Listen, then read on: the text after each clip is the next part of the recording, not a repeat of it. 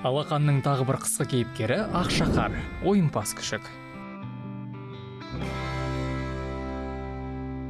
Оны қала тұрғындары аппақ болып жатқан қардың арасынан тауып алған.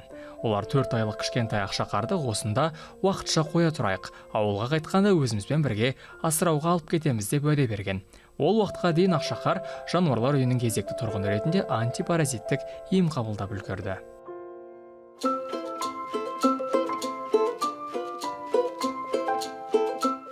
Біз екінші апта келгенде Ақшақардың одан әрі ойынпаз болып кеткенін көрдік. Адамдарға да тез әрі қатты бауыр басып алған. Махаббаты аста төк шашу болып жатыр.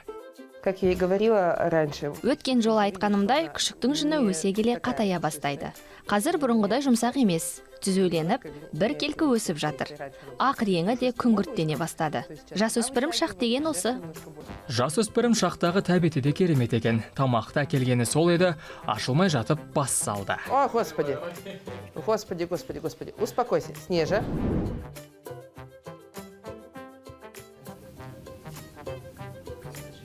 Көтеріп алса, әуеде жүгірем деп тыпыршып ұша жөнелуге дайын тұр. Быстрее бежать, быстрее бежать.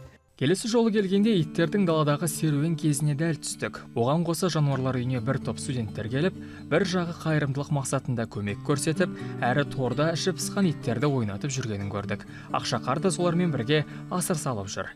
Жаңа қожайыны табылып, біреу алып кетсе, аппақ болып қар үстінде ойнап жүрсем деген арман байқалады. Әр таң мүмкіндік. Бәлкім сізде бір күшіктің бақытты өмір сүруіне себеп боларсыз. Алақанымыздан жылу кетпесін.